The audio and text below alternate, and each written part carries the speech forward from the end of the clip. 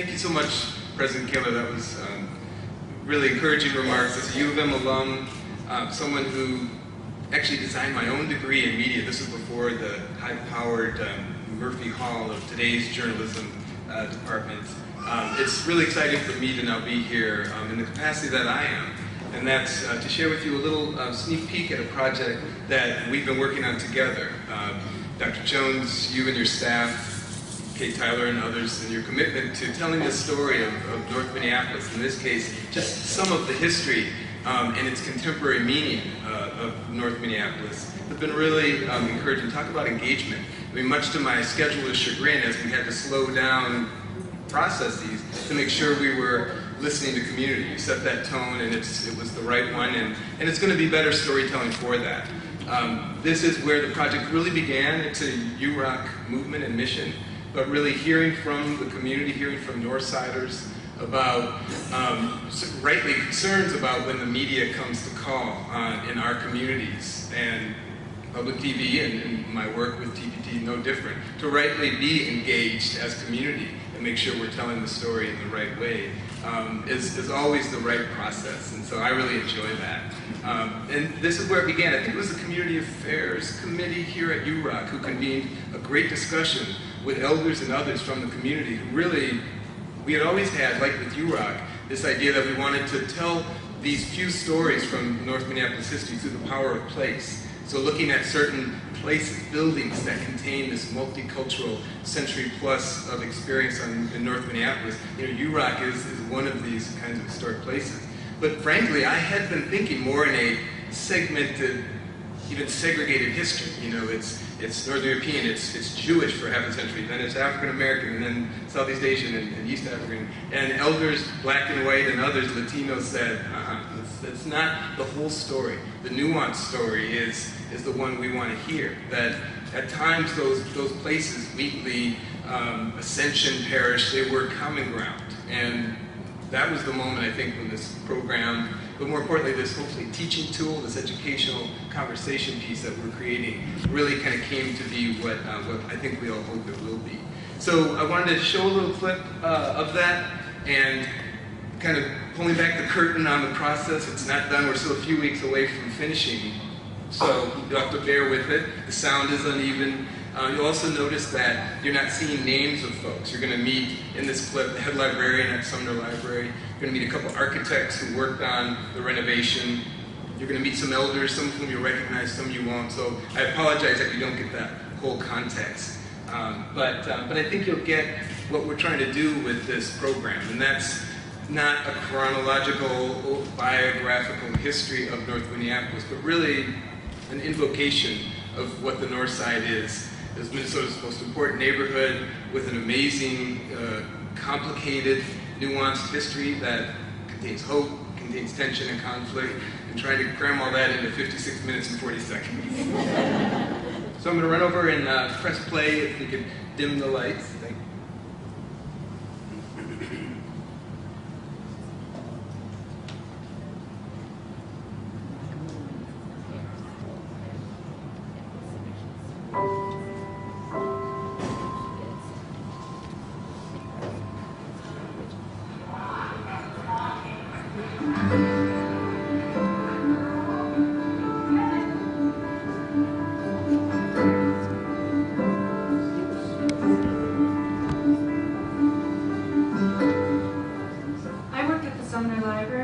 Is nearly 100 years old, and every month at least one person will come into the building and they get this look on their face of, and I know that person grew up using Sumner Library. Sumner Library, I know, oh gosh, I really love it. But it was beautiful. It was gorgeous. And I'm sure it's still so. Lovely time there, because that was our whole way from home. In the summertime, we would go to Sumner Library where it was cool. Nobody had air conditioning in those days. And we would sit in the alcove and read our books. And it was just a wonderful place to grow up as a kid. Sumner Library means a lot to me. It opened up a lot of doors for me. All these books have a story. Great stories aren't only found in the books at Sumner Library. Stories from Sumner's century of service to North Minneapolis are part of the building's bricks and mortar, and the countless patrons whose lives have been touched by the branch and its librarians for almost 100 years. The story of Sumner's past and future came together during a major renovation and expansion in 2005. The librarian's railing.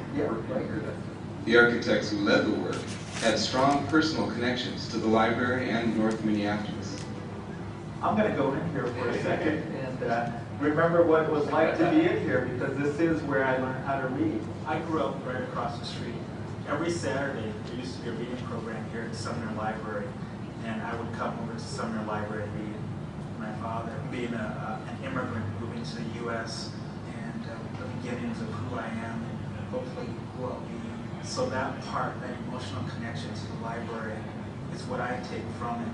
My grandmother, who was born in Minneapolis in the 1890s, this was her library. So the way that I become familiar with this library through this project, I visualize her path up the stairs.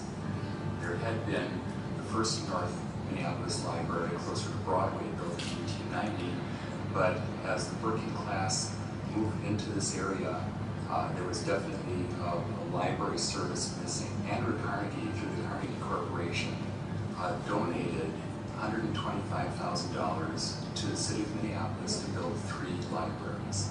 There was Hosmer Library, the Franklin Library, and Sumner Library. If you combine the rarity of the Tudor Revival style and its configuration, we might, even if we knew of every Carnegie library that was built over a 30-year period, not find one of this type. And you see in the annual reports that this is the Minneapolis Library's first efforts to be of service to the Jewish community, and there would be special foreign language collections at certain libraries. So Sumner Library had the Yiddish and Russian collection. The readers were just voracious, and you had every square foot being used downstairs in the community room. There were programs, and it was used very intensely. While the library branch grew, so did the city. An important new thoroughfare linking the West Metro and downtown was on the drawing board, and the Sumner Library sat in its way.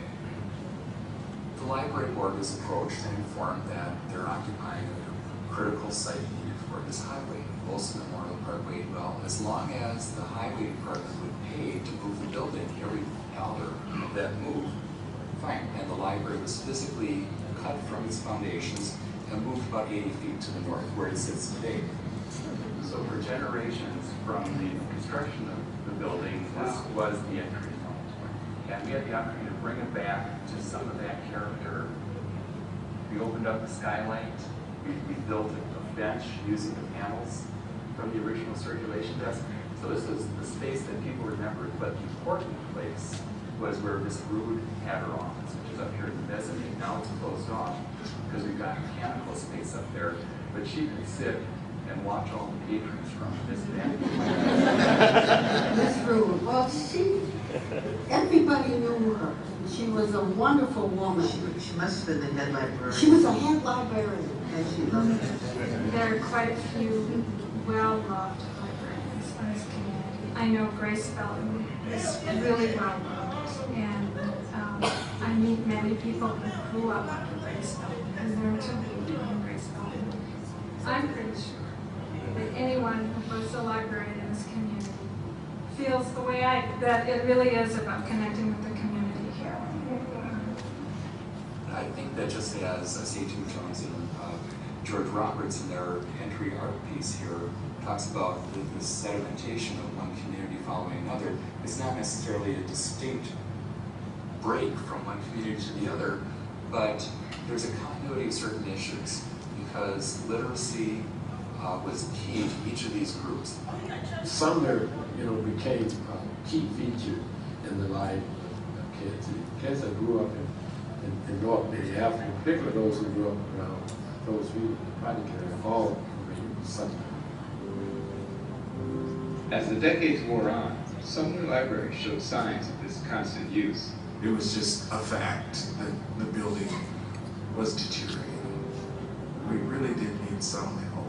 Mainly, I remember that leak constantly in the area that I would sit in. the Minneapolis Public Library System was renovating some of its historic, well-worn branches. Architectural firms competed on the job. A team from KKE won the project, led by Sons of the North Side, who were committed to keeping the community in the process. I think you probably feel the same, is that this opportunity is not just for us, but we both go back personally with the community and with the library. During the process, the community made their voices heard and helped shape the renovation and expansion. The architects started to feel that we were really serious about what we wanted for our library. And what happened in that process is that we felt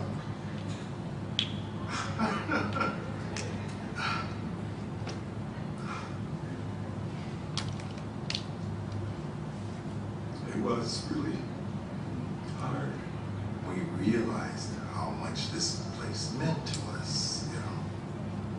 Maybe we had community meetings with John Cole, Ron Edwards. I think we talked to everyone and assured them that our role is not just to represent the library, but it really is, as architects, represent the community and what their interests are. Finally, after years of planning, design, and meticulous work, the old library was restored, and the new additions were well received. It was like a rose just, you know, opened up, just came up out of the ground. All of a sudden, there you are. See, it's a beautiful place. It's the place you want to be. The grand reopening celebrated that entryway artwork by Roberts and Jones, who created the piece with Northside Youth. Over 200 students worked on it. And there was a young Asian man named Boone who was right on the edge. So we decided, all right, we're going to take Boone and his 3 buddies for part of our crew. They were the guests of honor at the dedication. And they were so proud. Boone's mother and father couldn't come. But they came later when he just came in one day, George, I'm going to be there today, can you meet us there? And here's what Boone said. When he came in and he looked around and he saw people coming out and looking at his mother looked at it. He said, you see, Mom, I'm worth something.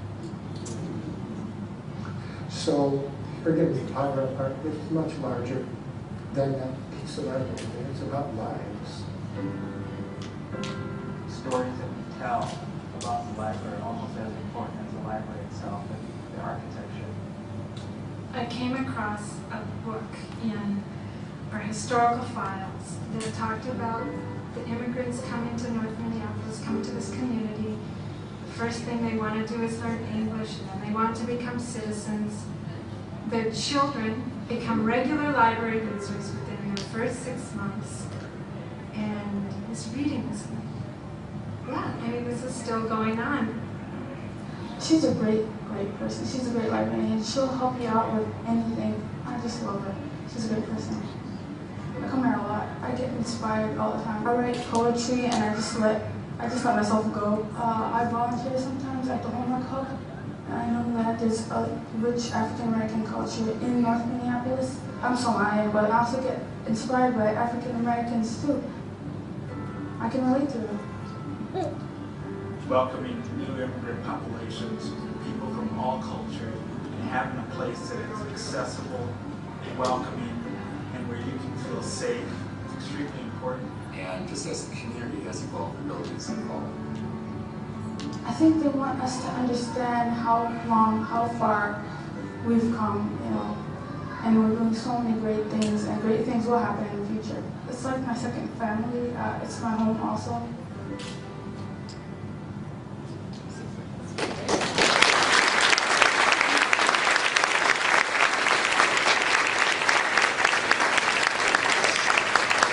The most important point about the rough cut that I've been telling myself for a week that I was going to say first was, it won't be my voice.